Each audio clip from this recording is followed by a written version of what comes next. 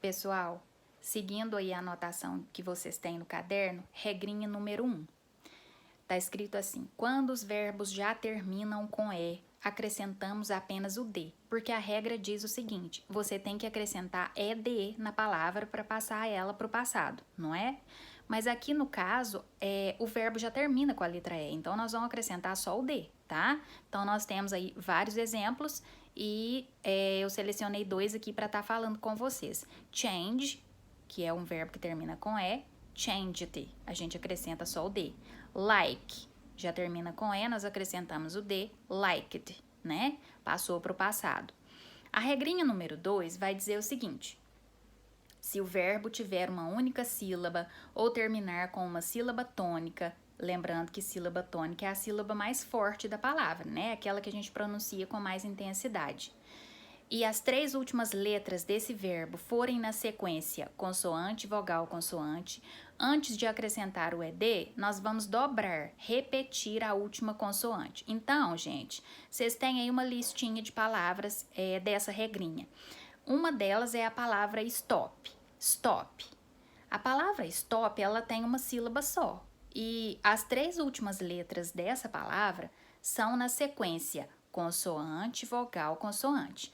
Quando acontecer isso, antes de acrescentar o ED, a gente vai dobrar a consoante final. Então, qual que é a consoante final da palavra stop? É o P. Então, a gente vai colocar mais uma letra P antes de colocar o ED no verbo. Por quê? Porque é uma palavra monossílaba que termina com consoante, vogal, consoante, né? No final, as letras T é uma consoante, o O é vogal e o P é consoante. Então, quando as 3 últimas letras forem nessa sequência, consoante, vogal, consoante, a gente dobra a última consoante e aí acrescenta o ED. Outro exemplo que tem aí é a palavra permit.